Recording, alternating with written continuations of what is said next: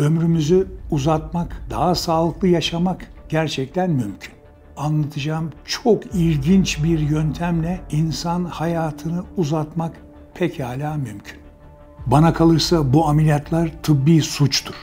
Kilo vermek için laf olsun diye Allah'ın yarattığı bir organı kesip alamazsınız. Her organın kendine göre bir fonksiyonu var. Kilo vermenin, insülin direncini kırmanın, hatta şeker hastalığını tedavi etmenin en etkili yöntemlerinden birisi aralıklı oruçtur. Kilo veriyorum fakat çok çabuk geri alıyorum diyenlere ne önerirsiniz? Bu çok yaygın gördüğümüz bir sorun. Biraz önce bahsettiğim gibi kalori kısıtlamasına dayanan zayıflama diyetleri sürdürülebilir değildir. Kışın hastalıklara karşı doğal antibiyotik olarak ne önerirsiniz? Evet, doğal antibiyotikler derken herhalde ilk sırada binlerce yıldır kullanılan bir maddeden bahsetmemiz gerekir.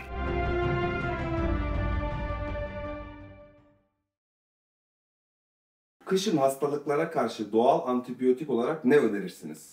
Evet, doğal antibiyotikler derken herhalde ilk sırada binlerce yıldır kullanılan bir maddeden bahsetmemiz gerekir. O da sarımsak. Sarımsak gerçekten binlerce yıldır antibiyotik, antiviral etkileri, tansiyon düşürücü, kolesterol düşürücü, metabolizmayı hızlandırıcı etkileriyle gerçekten bir ilaç niyetine kullanılan harika bir besin. Kış beslenmesi derken de belki de en önemli unsurlardan bir tanesi sarımsak. Sarımsağın çok iyi bilinen antibiyotik ve antiviral etkileri var. Kış dediğimiz zaman kış hastalıkları virüslere bağlı gelişen, yani rinovirüsün neden olduğu nezle, enfluenza'nın neden olduğu grip hastalıklarını saymak gerekir. İşte sarımsağın içindeki alisin ve bir takım diğer maddelerin çok ciddi antiviral virüslere karşı koruyucu etkileri var. Bu maddeler virüslerin yayılma hızını azaltıyor, virüslerin çoğalma hızını azaltarak hastalığı kısıtlama ve tedavi etme özelliğine sahip. Dolayısıyla uygun olan her türlü yemekte bol miktarda sarımsak kullanmakta büyük fayda var. Aynı şekilde güçlü tadı olan her türlü baharatın da çok ciddi antibiyotik ve antiviral etkileri var. Bunların başında belki zerdeçal geliyor. Öte yandan yakın zamanda hazırladığım Virüslere Karşı Ne Yapmalıyız isimli videomda özellikle antiviral etkisi olan maddelerden bahsetmiştim. Bunların birinci sırasında zeytin yaprağı çayı geliyor. Zeytin yaprağı çayında mevcut oleorupin denilen bir maddenin çok ciddi antiviral etkileri var. Hikayesi de çok ilginç. Vakti zamanında bilim adamları ağaçları incelerken doğal hastalığı olmayan neredeyse tek ağacın zeytin ağacı olduğunu keşfetmişler. Bunun üzerine zeytinin kabuğunu, meyvesini, yaprağını, değişik bölgelerini incelemişler, tahlil etmişler ve zeytinin yaprağında yoğunlaşan oleorupin denilen bu maddeyi keşfetmişler. İşte zeytin ağacının hastalıklara karşı çok dirençli olmalı ve yüzlerce hatta binlerce yıl yaşayabilmelerinin belki en önemli unsurlarından bir tanesi bu oleorupin maddesi. Oleorupin maddesinin aynı zamanda insanlar üzerine de koruyucu etkileri var. İlginçtir, Ege bölgesinde zeytin yaprağından yapılan bir takım ilaçlar olduğunu zamanında keşfettik. Pazarlarda köylü kadınlar eski tip kahverengi ilaç şişelerinin içinde sızma zeytinyağı içinde ezilmiş zeytin yaprağını hazırladıkları ve bu karışımın uçuklara çok iyi geldiğini, ki uçuklar virüsler nedeniyle olur, aynı zamanda bağışıklık sistemini güçlendirerek hastalıklara karşı koruduğunu keşfetmişler ve bu ürün de yüzlerce yıldır Ege bölgesinde kullanılmakta. Dolayısıyla viral hastalıkların çok yaygın olduğu sonbahar-kış aylarında zeytin yaprağını çay olarak tüketmek son derece faydalı ve koruyucudur. Sonbahar-kış aylarında hem içimizi ısıtacak hem bağışıklık sistemimizi güçlendirecek zeytin yaprağı çayı, biberiye çayı, nane çayı, bunları değişik şekillerde tüketmekte büyük fayda var. Kilo vermek için kullanılan chia tohumu nedir? Nasıl kullanılır? Evet, işin doğrusu chia tohumunu ben de yeni keşfettim. Chia tohumu çok ilginç. Ana vatanı Orta Amerika olan bir bitkinin 1-1,5 milimlik minicik tohumları. Bu tohumun özelliği etrafında çok ilginç bir koruyucu tabaka olması. Bu koruyucu tabaka su ile temas ettiği zaman şişiyor ve jel kıvamında bir kitle oluşturuyor. Dolayısıyla biz bunu suya karıştırıp içtiğimiz zaman veya daha yaygın kullanımıyla yoğurda karıştırıp yediğimiz zaman bu tohumların etrafında bir jel oluşuyor. Bu jel bağırsaklara geçtiğinde bağırsaklardan hem bir kitle oluşturuyor, kabızlığa karşı koruyor, aynı zamanda bağırsaklardan doymuş yağlar ve kolesterolün emilimini engelliyor. Dolayısıyla yağ ve kolesterol emilmediği zaman kanda daha sağlıklı bir durum ortaya çıkıyor, enerji metabolizması düzeliyor ve kilo verme hızlanıyor. Bunu bir ilaç niyetine değil ama beslenmemizin bir parçası yapmakta, zaman zaman yediğimiz yoğurda chia tohumu katmakta veya salatalara serpiştirmekte büyük fayda var. 0 kalori yiyecek diye bir şey var mıdır? Var tabii. Var mı? Tabii. Düşünecek olursanız 0 değilse de 0'a çok yakındır. Örneğin bir salatalıkta şeker ve yağ oranı son derece düşük olduğu için kalorisi de neredeyse 0. Şimdi ilginçtir. Domatesin bile içinde şeker olmasına rağmen kalorisi 0'a yakın. Biz bir domates yediğimiz zaman onun içeriğinde diyelim ki 50 kalori varsa biz bu domatesi sindirmek için zaten 50 kaloriye yakın enerji sarf ediyoruz. Dolayısıyla aldığımızla yaktığımız orada denkleşiyor ve domatesi de 0'a yakın bir gıda olarak kabul edebiliriz.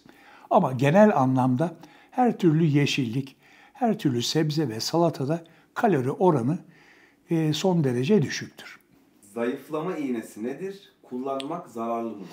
Zayıflama iğneleri son 1-2 senedir bütün dünyada, son 1 seneye yakın bir zaman içinde de Türkiye'de popülerlik kazanmaya başlamıştır. Şimdi bu iğnelerin kimyasal yapısı, formu nedeniyle bunlar bir tokluk hormonu olan GLP-1 denilen hormonun reseptörlerini bloke ediyor. Böyle olunca insanların iştahı azalıyor, yeme gereksinimi hissetmiyor ve iştah azalıp aldığımız kalori azalınca doğal olarak da kalori dengesi olumlu yönde değişiyor ve kilo verme süreci başlıyor.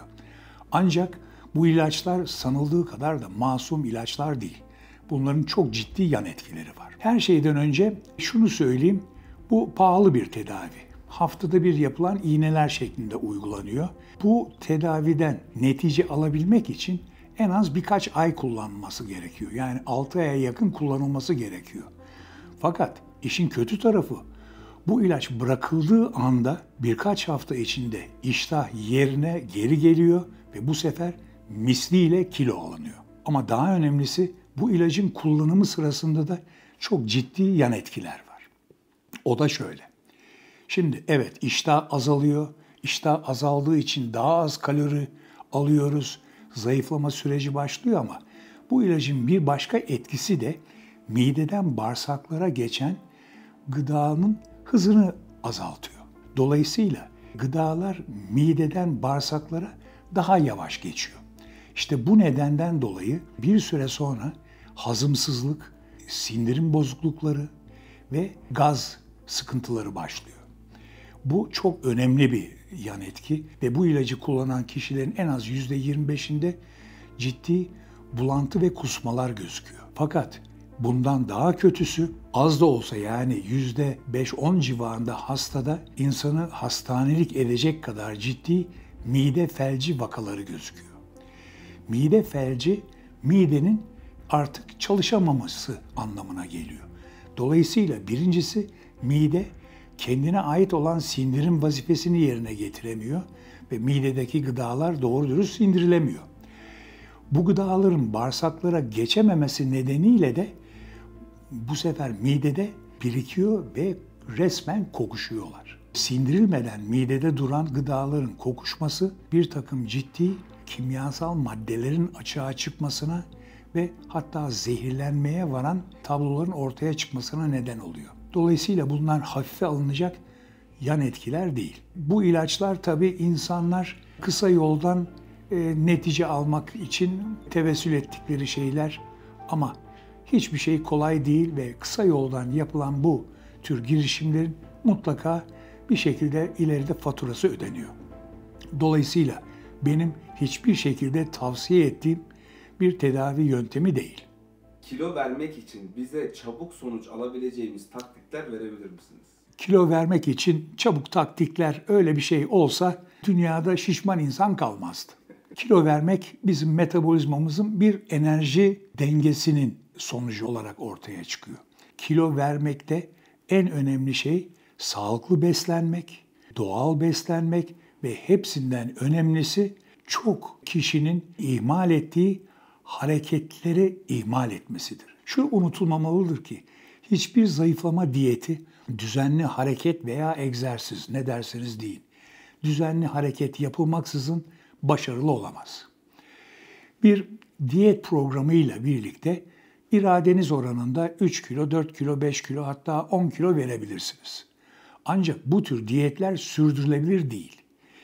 Bu diyetleri gevşettiğiniz ya da bıraktığınız anda bu kilolar misliyle geri gelir. Dolayısıyla kalori kısıtlamasına dayanan zayıflama diyetleri sağlıklı değildir. Üstelik de bilimsel çalışmalar bu şekilde kalori kısıtlamasına dayanan diyetlerin başarı oranının %10'un altında olduğunu gösteriyor. Şeker ve tansiyon gibi problemlere çare var mı?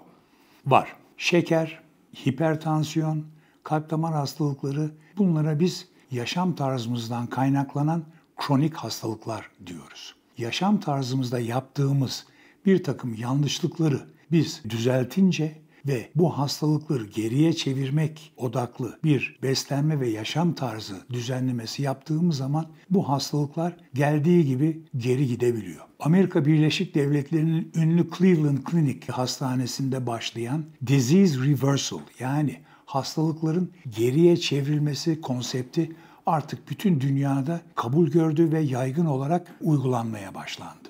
Ben de doğrusu hastalarıma klasik tedavilerin yanı sıra bu tür hastalıklarda mutlaka disease reversal yöntemini uyguluyorum. Ömrü uzatmak için ne yapmalıyız? Çok güzel bir soru. Bunun cevabını veren adama hemen Nobel verirler. Çok zengin olur. Keşke çaresi bende olsa. Şaka bir yana ömrümüzü uzatmak, daha sağlıklı yaşamak gerçekten mümkün. Bunun değişik yöntemleri var. Birincisi insan metabolizmasını çok iyi tanımamız gerekiyor. Burada sağlıklı bir kilo dengesi oluşturmak, düzenli hareket ve birazdan göreceğimiz, anlatacağım çok ilginç bir yöntemle insan hayatını uzatmak pekala mümkün. Bunun da son kitabımın konusu olan Gençliğin Sırrı Otofajiden bahsetmek istiyorum. Oruç ve aralıklı oruç uygulaması hücrelerimizde otofaji denilen bir mekanizmayı tetikliyor. Otofaji ne demek? Otofaji kelime anlamı kendi kendini yemek demek. Şimdi bu konsepti anlamak için ortaokul, lise, biyoloji derslerine bir dönmemiz, hatırlamamız gerekiyor. Hücre anatomisi anlatılırken hücrenin çekirdeği, zarı, sitoplazması, mitokondrileri gibi şeylerinden bahsedilirdi. Bu arada herkesin aklında kalan en ilginç organellerden bir tanesi de hücrelerimizin çöpçüleri lizozomlar vardı. Lizozomların görevi belirli dönemlerde hücre içinde bir temizlik yapmak. İşte biz buna otofaji diyoruz. Belirli dönemlerde lizozomlar aktive oluyor. Hücre içindeki eskimiş proteinleri, DNA'sı bozulmuş yapıları yiyor, enerji olarak kullanıyor ve yerine yenilerinin ve tazelerinin yapılmasını sağlıyor. Yani otofaji hücre içinde bir temizlik, geri dönüşüm ve gençleşme operasyonu. İşte sağlıklı ömür beklentimizi arttırmanın neredeyse tek yolu zaman zaman hücrelerimizin otofajiye girmesine müsaade etmek, otofajiyi hızlandırmak. Otofajiyi hızlandıran da en önemli faktör zaman zaman kalori almamak, aç kalmak veya oruç tutmak. Dünyanın tüm din ve kültürlerinde bir oruç geleneği vardır. Ve bütün bu kültürlerde orucun faydalarından bahsedilir. Ancak bilim dünyası orucun faydalarını yakın zamana kadar anlayamadı. Son 15-20 yılda yapılan bilimsel çalışmalar, belirli süre kalori almamanın yani oruç tutmanın hücrelerimizde otofajiyi nasıl tetiklediğini ve bu otofaji mekanizması sayesinde nasıl ömrümüzü uzatabildiğini artık anladılar. 2016 yılında Nobel Tıp Ödülü oruç ve otofaji üzerine çalışmalarıyla ünlü bir Japon bilim adamına verildi. Konunun önemini anlatmak, vurgulamak bakımından bunu söyleme ihtiyacı hissettim. O yıllardan sonra oruçtan hiç bahsedilmezken bütün sağlık medyasında, dünyada ve ülkemizde oruç, aralıklı oruç ve faydalarından konuşulmaya başlandı. Orucun faydaları ve aralıklı oruç konseptini ilk defa 2015 yılında yayınlanan kitabım 30 günde 10 yılda gündeme getirdim. Bu konuyu Türkiye'de gündeme getiren ilk bilim adamı benim. İşin doğrusu o yıllarda çok eleştiri aldım. İnsanlar oruç tutmanın faydalarını bilmediklerinden olayı değişik şekilde yorumlamaya başladılar. İşte dediler ki efendim öğün atlamak zararlıdır. Kahvaltı günün en önemli öğünüdür. Kahvaltı nasıl atlanır? Hoca herhalde yaşlandı, kendini dine verdi, oruçtan bahsediyor demeye başladılar. Yani çok eleştiri aldım, çok dalga geçtiler beni. Ancak ne zaman ki 2016 yılında dediğim gibi Nobel Tıp Ödülü oruç ve otofaji konusundaki çalışmalarıyla ünlü Japon bilim adamına verilince bütün rüzgarlar tersine esmeye başladı. İşte o yıllardan sonra gerek basın dünyasında gerek sağlık dünyasında orucun önemi ve anlamı anlaşıldı ve bu konular artık işlenmeye başlandı.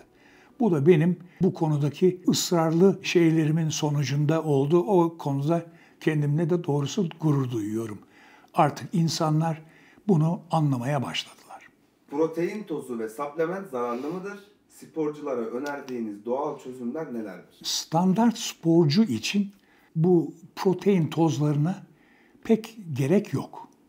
Protein tozları daha ziyade vücut geliştirme sporu yapanlarda artmış protein ihtiyacını karşılamak için üretilmiş ve kullanılan maddelerdir. Normal şartlarda siz eğer yarışmalara giren bir vücut geliştirme iddiasında değilseniz, aşırı kas yapmak gibi bir iddianız yoksa o zaman ihtiyacımız olan proteinleri doğal kaynaklardan temin etmek çok daha sağlıklı. Günde 1-2 yumurta, 250 gram kadar yoğurt, haftada 1-2 porsiyon et, tavuk, balık bunlar sağlıklı, doğal protein kaynaklarıdır. Hatta bu sporculara aynı zamanda bitkisel protein kaynakları da öneriliyor. Yani inanması güç belki ama brokolide de, ıspanakta da, karnabaharda da protein var. Dolayısıyla doğal yollarla gerek hayvansal gerek bitkisel kaynaklardan yeteri kadar protein temin edebiliyoruz. Ama başta söylediğim gibi protein tozları çok ileri düzeyde protein ihtiyacı olan vücut geliştirme sporu yapan veya uzun mesafe koşucuları gibi ağır sporlar yapan kişilerde ilave bir destek sağlayabiliyor. Protein tozlarının kendilerine ait özellikle bir zararlı etkileri yok. Ancak her şeyde olduğu gibi ölçüyü tutturmakta fayda var. Yani artan protein ihtiyacı nedeniyle eğer doğal kaynaklardan yeteri kadar protein alamadığını düşünüyorsa sporcu kardeşlerimiz o zaman makul ölçülerde zaman zaman protein tozu desteği kullanılabilir. Maden suyu halk arasında sanıldığı kadar yararlı mı? Hangi durumlarda ve kimler içmeli? Güzel bir soru. Gerçekten bizim toplumumuzda, kültürümüzde maden suyuna hep sıcak bakılır. Doğrudur da. Yani sonuçta maden suyu nedir ona bir bakalım. Maden suyu doğal mineralli sulara karbondioksit ilavesiyle gazlı bir içecek haline getirilmiş formu. Şimdi normal saf suya göre nedir farkı? Bu sular sert sular olarak anılır. Ve esasen su olarak içildiği zaman çok tercih edilen bir su cinsi değildir, serttir. Yani kalsiyum oranı yüksektir, demir oranı yüksektir ve bir takım diğer mineral oranları yüksektir. Dolayısıyla su olarak çok makbul değildir. Bu suları içilebilir hale getirmek için karbondioksitle işlem yapıldığı zaman gazlı bir içecek ortaya çıkıyor. Şimdi özellikle yaz aylarında gerçekten güzel, soğuk bir maden suyu kadar insanın içini açan, ferahlatan başka bir şey olmaz. Ama tabii bunun da bir ölçüsü var. Yani normal mevsimlerde günde bir tane, yazın dahi günde 2-3 taneyi çok fazla geçmemekte fayda var. Şimdi maden sularının kimisi özellikle faydalı olduğu için içiyor. Nedir o faydası? Deniliyor ki işte içinde magnezyum var, potasyum var, bir takım mineraller var, kalsiyum var. Onun için daha sağlıklı. Şimdi bu kısmen doğru. Ama gerek magnezyumu, gerek potasyumu, gerekse kalsiyumu temin etmenin çok daha kolay ve ucuz yolları var. Yani eğer bir magnezyum eksikliği varsa bunu değişik yöntemlerle düzeltmek gerekir. Bir maden suyundaki magnezyum veya potasyum veya diğer mineraller ihtiyacımız olan mineralleri tek başına karşılamak için yeterli değil. Şimdi geliyor işin zararlı olabilir mi kısmına. Evet, aşırı tüketildiği takdirde zararlı olabilir. Özellikle bu sular kalsiyumdan çok zengin oldukları için aşırı miktarda içildikleri zaman kanda ve daha sonra da böbreklerde, idrar yollarında kalsiyum birikmelerine böbrek taşı, safra kesesi taşı gibi taş oluşumunu kolaylaştırır. Yani günde 1-2 tane içtiniz, normal şartlarda böyle bir şey söz konusu değil. Ama böbrek ya da safra kesesi taşına yatkınlığınız var, ailede var. Siz de aşırı miktarda maden suyu içtiniz, işte o zaman bu işi tehlikeye atmış oluyorsunuz. Yani her şeyde ölçüyü tutturmakta büyük fayda var. Sosyal medyada dolaşan biyolojik yaş nedir? Sanırım geçen seneydi, gerçek yaşınız nedir, biyolojik yaş nedir diye bir kısa test içeren bir video yayınladım. Gerçekten çok ilgi gören bir videoydu. Bu videoda biyolojik yaşın ne olduğunu anlatmıştım. O da şöyle. Şimdi doğduğumuz günden bugüne kadar geçen süre bizim kronolojik yaşımız. Yani 25, 35, 45, 55 neyse. Bir de biyolojik yaşımız var. Biyolojik yaşımız bizim yaşam tarzımızla çok yakından ilgili. Şimdi hepimiz görmüşüzdür. Çevremizde 45 yaşında olup 25 gösteren veya 45 yaşında olup 65 gösteren insanlar var. Bu nereden kaynaklanıyor? İşte bizim yaşam tarzımızdan kaynaklanıyor. Bizim günlük yaşantımızda, beslenmemizde yaptığımız bir takım doğru işler veya hatalar bizim hücrelerimizi, organlarımızı etkileyen, biyolojik yaşımızı etkileyen faktörler. Şimdi bu testte işte değişik sorular sorduk. Nedir? Sigara kullanıyor musunuz? Ve olumlu şeylere, olumlu cevaplara eksi puanlar verdik. Yani sigara kullanmıyorsanız eksi 3 dedik. Bu ne demektir? Yaşınızdan 3 çıkaracaksınız dedik. Alkol kullanıyorsanız ve belirli bir dozda kullanıyorsanız o zaman artı puan veriyoruz. Yani bu sefer kronolojik yaşınıza yaş ilave edeceksiniz. Dolayısıyla pozitif puanlar bizim daha yaşlı olmamızı, negatif puanlar daha genç olduğumuzu gösteren şeyler. Dolayısıyla aynı şekilde kilo fazlanız var mı? Ona göre artı ya da eksi puan veriyoruz. Stres düzeyiniz nedir? Ona göre artı, eksi. Bunlar çünkü hep bizi yıpratan faktörler. Dolayısıyla 20 faktör, 20 soruda bu testi uyguladık ve bu testi uyguladığınız zaman sonuçta artı puanları yaşınıza ilave edeceksiniz, eksi puanları yaşınızdan çıkaracaksınız ve ortaya sizin biyolojik yaşınız çıkacak. Yani 45 yaşındasınız ama kötü alışkanlıklarınız yok, iyi alışkanlıklarınız var. Bir bakıyorsunuz kronolojik yaşınızdan 10-15 puan düşmüşsünüz. Yani 45 iken 30-35 arası bir puan çıkıyor. Veya tam tersi kötü alışkanlıklarınız var. Sigara gibi, alkol gibi, fazla kilo gibi, hareketsiz bir yaşamınız var. Uyku düzeniniz kötü. O zaman bu artı puanlar öne geçiyor ve siz 35 yaşındayken bir anda puanlama yaptığınız zaman 45-50 yaşında çıkabiliyorsunuz.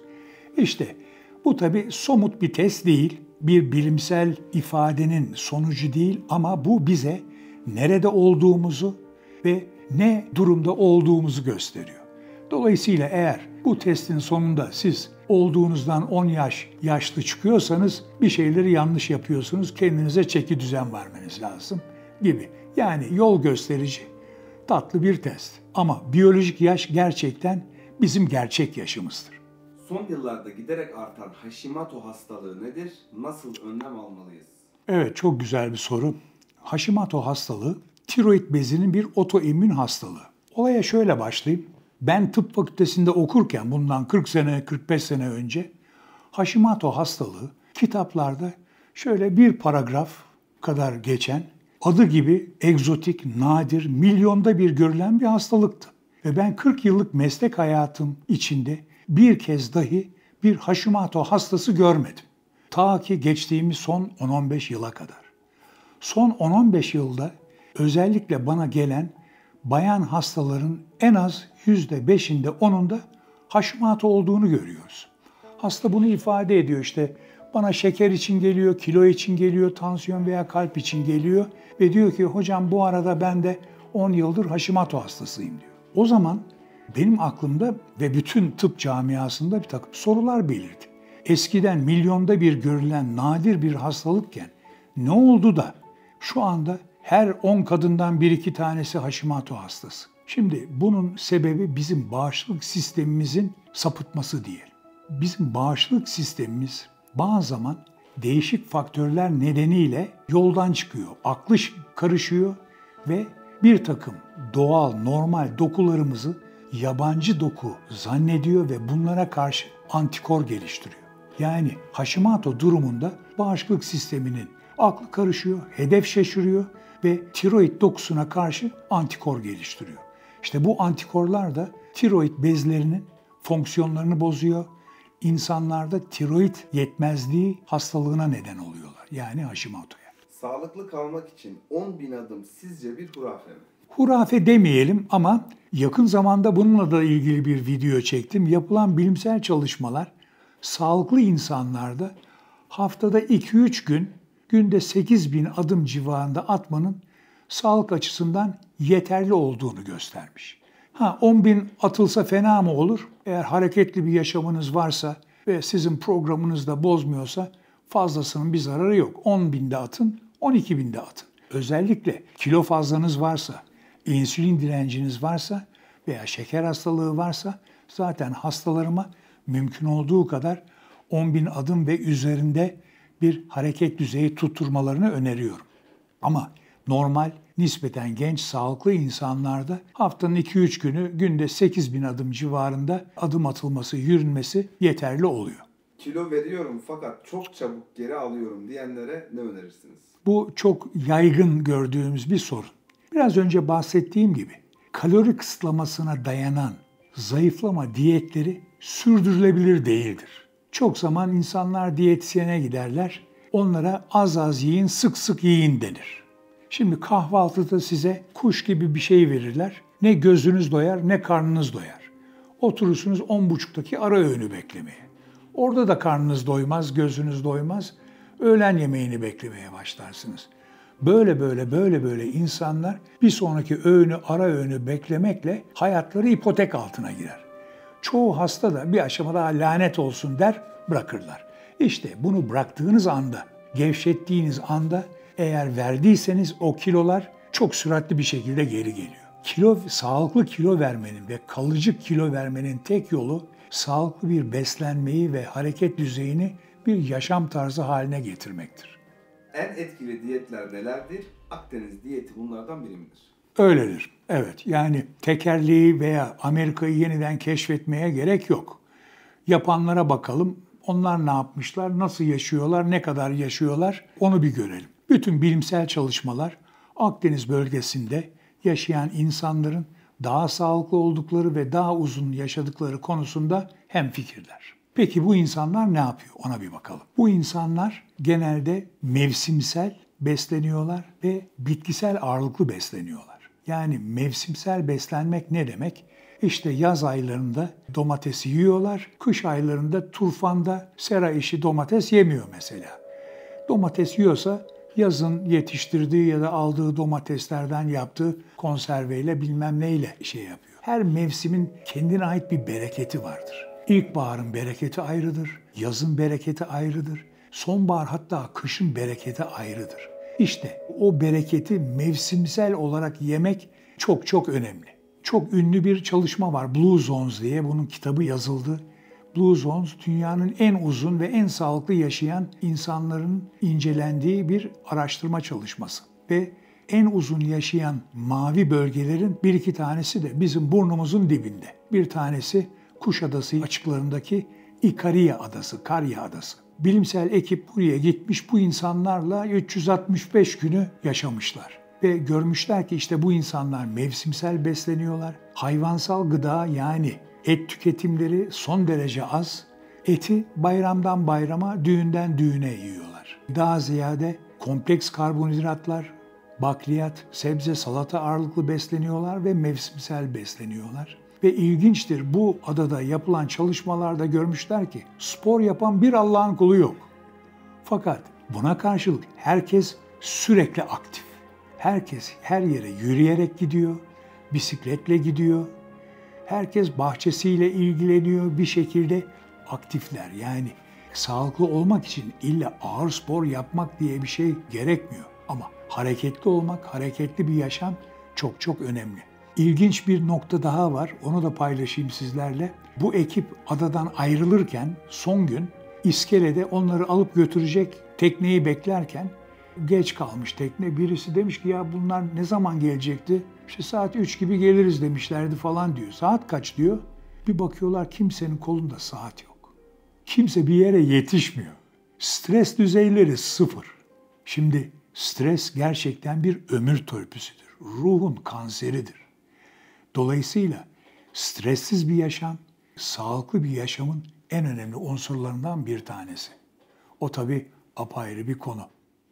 Mide küçültme ameliyatı olmak istiyorum fakat kaygılarım var. Ne önerirsiniz? Bunu düşünen adamı sopayla dövmek lazım. Bu ameliyatları hiçbir şekilde önermiyorum. Bana kalırsa bu ameliyatlar tıbbi suçtur. Kilo vermek için laf olsun diye Allah'ın yarattığı bir organı kesip alamazsınız. Her organın kendine göre bir fonksiyonu var. Bunlar olacak iş değil. Bu ameliyatları yapanlar maalesef son derece ticari davranıyorlar ve yaptıklarını haklı veya mazur göstermek için bir takım hormonal mekanizmalardan bahsediyorlar. Şeker hastalığının da tedavisi için bu ameliyatı öneriyorlar, bilmem ne yapıyor. Bunlar külliyen yalan. Hiçbir hal ve şartta bu ameliyatı insanların olmaması lazım. Bununla ilgili de bir videom var, midenize ellettirmeyin diye. Şimdi ben size bir şey söyleyeyim, bunun mantıklı olup olmadığını siz bana söyleyin. Şimdi bu ameliyatlardan sonra yaklaşık bir ay hiçbir şey yiyemiyorsunuz. Ameliyattan sonra zaten burnunuzdan mideye giden bir boru vardır. Midenizdeki mide sıvıları dışarıya alınır. Günlerce hiçbir şey verilmez, o arada damardan serumlarla beslenirsiniz. Ameliyat dikişlerinin sağlam olduğu, sızdırmadığı anlaşılınca yine burundan mideye giden boru vasıtasıyla su, ayran, komposto gibi sıvı gıdalar vermeye başlarlar. Bu da bir hafta 10 gün sürer. Sizin ağzınıza alıp bir şeyler yiyip yutabilir hale gelmeniz yaklaşık bir ay.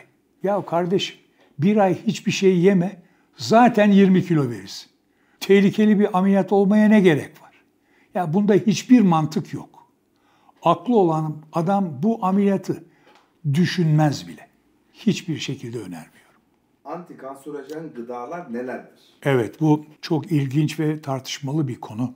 Antikanserojen gıdalar derken aklıma birinci sırada en önemli tek bir gıda geliyor. O da brokoli. Brokoli ve brokoli ailesine, Brassica ailesine mensup sebzeler. Nedir bunlar? Lahana, karnabahar, roka, turp gibi gıdalar. Bunların hepsi aynı familyaya aittir. Ve ortak özellikleri brokolide en fazla olmak üzere içinde sulforafan denilen bir madde içermeleridir. Sulforafan maddesi doğada bilinen en güçlü antikanserojen maddedir. Bunlar kükürtlü bileşiklerdir. İzotiosiyanatlar denilen bir kimyasal madde grubundandır ve bu maddelerin kanserleri önleme ve oluşmuş kanserleri kısıtlama bakımından çok önemli etkileri var. Öncelikle sulforafanın en önemli özelliği kanser hücresi üreten kanser kök hücrelerini baskılamalarıdır. İkincisi, kanserlerle mücadele eden faz 2 detoksifikasyon enzimleri denilen bir takım enzimleri aktive etmektir. Üçüncü çok önemli bir özelliği ise bizim kanımızda kanserlerle mücadele eden doğal katil hücreleri denilen hücreler vardır. Bu katil hücrelerin görevi kanser hücrelerini koklayıp bulmak, bulduğu zaman da ona yanaşıp zarar vermek ve öldürmektir. İşte brokoli yendiği zaman sulforafan maddesi belirli bir seviyeye çıktığı zaman kandaki bu doğal katil hücre sayısında da büyük bir artış oluyor. Dolayısıyla brokoliyi tek başına kanserin tedavisi olarak kullanmak söz konusu değil. Ama özellikle ailesinde kanser hikayesi olan kişilerde kanserden korunmak adına bunu günlük, haftalık beslenmemizin bir parçası yapmakta çok büyük fayda var. Bunun dışında brokoli ve sulforafan kadar olmasa da bazı antikanserojen özellikleri olduğunu bildiğimiz başka gıdalar da var. Yine bunların başında biraz önce konuştuğumuz sarımsak geliyor. Sarımsağın da böyle bir etkisi var. Aynı şekilde son zamanların parlayan yıldızı zerdeçal baharatının da antikanserojen özellikleri olduğu biliniyor. Ama dediğim gibi genel anlamda kanserlerden korunmak için yapılması gereken strateji değişik meyve, sebze ve salatalardan ve özellikle Brassica grubu sebzeleri düzenli olarak kullanmaktır. Tabii ki bu arada yine kanserlere neden olduğunu bildiğimiz sigara ve alkol gibi sunni gıdalardan uzak durmakta tabii ki fayda var. Bunu söylemeye dahi gerek duymuyorum. Çoğu kişi kilo vermek istiyor ve bunun için adımlar atıyor fakat çoğu başarısız oluyor. Bunun sebebi nedir? Sebebi gayet basit. Biraz önce konuştuğumuz gibi kilo vermenin yöntemi zayıflama diyetleri değildir. Kilo vermenin en sağlıklı, en etkili yolu bu sağlıklı beslenmeyi ve hareket şeyini bir yaşam tarzı haline getirmektir. Başta oruçtan ve otofajiden bahsetmiştik. Bir de aralıklı oruç var. Klasik Ramazan orucu ve diğer dinlerde uygulanan oruçların yanı sıra bir de sağlık nedeniyle şifa niyetine uygulanan aralıklı oruç uygulaması var. Kilo vermenin, insülin direncini kırmanın, hatta şeker hastalığını tedavi etmenin en etkili yöntemlerinden birisi aralıklı oruçtur. Burada gayet basit. Yakın zamanda neden kilo veremiyorsunuz diye bir video yayınladım. Ve burada en sık yapılan beslenme hatalarını anlatıyorum. Bunların birinci sırasında ne var biliyor musunuz? Akşam 8'den sonra yemek atıştırmak. Şimdi akşam 8'den sonra yediğimiz gıdalar ne kadar sağlıklı olursa olsun, meyve gibi, kuru yemiş gibi, sonuçta bizim bunları yakmamız mümkün değil. Neden? Koltukta televizyon karşısındayız. İşte bizim metabolizmamız yakamadığımız bu kalorileri alır, yağa dönüştürür ve başlar oraya buraya yerleştirmeye. Dolayısıyla kilo vermenin en etkili yolu aralıklı oruç uygulamaktır. Onun da birinci adımı akşam 8'de yeme faslı kapanacak. Yine bu program kapsamında, yani aralıklı oruç kapsamında sabah kahvaltısını atlıyoruz. İlk öğünümüzü öğlen yiyoruz. Yani günde 2 öğün beslenme. Günde 2 öğün beslenme zaten bizim fabrika ayarlarımız. Yani 1950'li 60'lı yıllara kadar günde 3 öğün beslenme diye bir şey olmadı. Hiçbir zaman olmadı. Ne zaman ki 3 öğüne artı ara öğünlere, atıştırmalıklara geçtik, bütün dengeler o zaman bozuldu. Dolayısıyla Kilo vermenin en etkili yolu metabolizmamızı normalleştirmek. Metabolizmayı normalleştirmenin de en güzel yolu aralıklı oruç ve otofaji ile bu ortamı sağlamak. Dolayısıyla akşam 8'den sonra yeme faslını kapatıyoruz, kahvaltıyı atlıyoruz, ilk öğünümüzü öğlen yiyoruz. Yani hepi topu sabah saatlerinde 4 saatlik bir orucumuz var. Ama bu Ramazan orucundan farklı su veya şekersiz çay kahve içmek serbest. Dolayısıyla buna çok rahatlıkla insanlar adapte olabiliyorlar ve süratle hem kan şekeri düşüyor, insülin direnci kırılıyor. Bu yöntemle yıllardır insülin kullanan şeker hastalarını dahi tedavi edebiliyoruz ve son derece başarılı neticeler alabiliyoruz. Dolayısıyla arada sırada ister Ramazan tarzı bir oruç tutulabilir, isterse kişiler aralıklı oruç yani akşam 8'de ertesi gün 12 arasında 16 saat kalori almama şeklinde bir oruç uygulanabilir ki biz buna 16-8 orucu da deniliyor. İnsülin direnci kırıldığı zaman zaten metabolizma canlanıyor. Bu sefer kilo verme süreci süratleniyor. Bununla birlikte yine aralıklı oruçla birlikte sebze salata ağırlıklı, kalorisi düşük, sağlıklı gıdalarla beslenmek ve günde en az 45 dakika 1 saat orta tempoda yürüyüş yapmak sağlıklı ve kalıcı kilo vermenin en etkili yolu. Aspirini kimler kullanmalı ve günlük aspirin kullanılır mı? Aspirin bana kalırsa belki 20. yüzyılın en önemli ilaçlarından bir tanesi. Gerçekten aspirin tıbbın seyrini değiştirmiş bir ilaç. İlk ortaya çıktığında aspirin ağrı kesici, ateş düşürücü bir ilaç olarak piyasaya çıktı. Ancak yıllar içinde görüldü ki bu ilacı kullanan kişilerin kanlarında bir sulanma, pıhtılaşma düzeyinde azalma olduğu anlaşıldı. Ve böylece aspirinin kan sulandırıcı özelliği keşfedildi. İşte özellikle kardiyolojide kalp hastalarının belki geleceğini çok önemli ve olumlu yönde değiştiren, çığır açan bir ilaç. Özellikle kalp hastalığı olan, koroner arter hastalığı olan, damarlarında daralmalar ve tıkanmalar olan kişilerde damar tıkanmalarını önlemenin en etkili yollarından ve en ucuz ve yan etkisiz yollarından bir tanesi günde bir tane kan sulandırıcı aspirin kullanmak. Yıllar içinde yapılan çalışmalar günlük aspirin kullanımının aynı zamanda kalın bağırsak yani kolon kanserinden koruduğuna yönelik bir takım bulgular da elde edildi. Kan sulandırıcı aspirinin yan etkileri neredeyse sıfıra yakın. Ancak işte gastrit ve ülser sıkıntısı olan kişilerde dikkatle kullanılması gerekiyor. Onun da kararını kişinin doktoru belirleyecektir zaten. Metabolizmayı hızlandırma yolları nelerdir? Metabolizmayı hızlandırmanın tek yolu neredeyse biraz zahmetli, o da hareket etmek. Ben de zaman zaman gündeme getirdim. Metabolizmayı bir miktar arttıran, hızlandıran gıdalar var. Nedir bunlar? Acı biber, yeşil çay, bunlar metabolizmayı az da olsa hızlandıran gıdalar. Ancak bunların metabolizmayı hızlandırıcı özellikleri zayıf. Yani ben yeşil çay içeyim, bol bol acı biber yiyeyim, metabolizmam hızlansın, zayıflayayım. Böyle bir şey yok. Metabolizmayı hızlandırmanın tek bir yolu var. O da düzenli hareket etmek. Herkesin yapabileceği günde yarım saat, 1 saat arası seri bir yürüyüş veya daha gençler için haftanın 2-3 günü bir spor aktivitesinde bulunmak, hareketli bir yaşam, metabolizmayı canlı tutmanın tek yolu. Teşekkür ederiz hocam. Son sorumuzu sormuş olduk. Misafir ettiğiniz için sağ olun. İnsan yerine koymuşlar bu yere. Kalabalığın içinde incinmiş, kakılmış İslam yiyen bir evlatsın lan sen.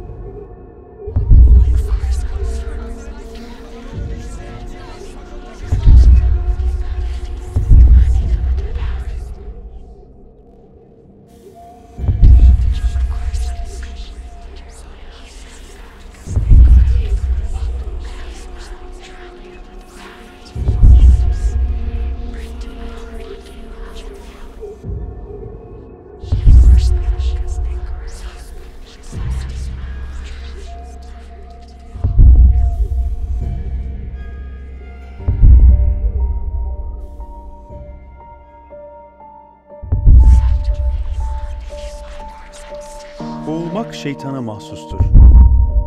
Sen hangi halde olursan ol, Allah'a sığın. Hisler, hayaller ve sesler sana hiçbir zarar veremez. O zaman pencerelerden seyret, içlerine girme. Kötü düşünce ve takıntılarından kurtul.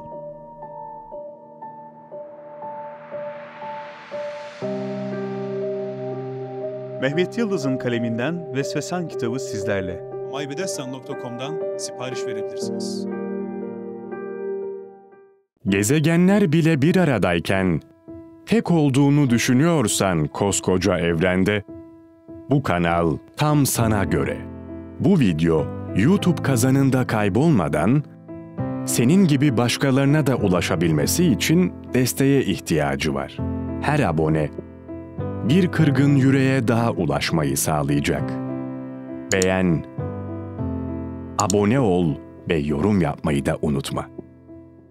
Siz de Hayalhanem'in yurt içi ve yurt dışı projelerine destek olmak için buradaki linke tıklayarak online bağışta bulunabilir veya aşağıdaki iletişim numaralarından bizlere ulaşabilirsiniz.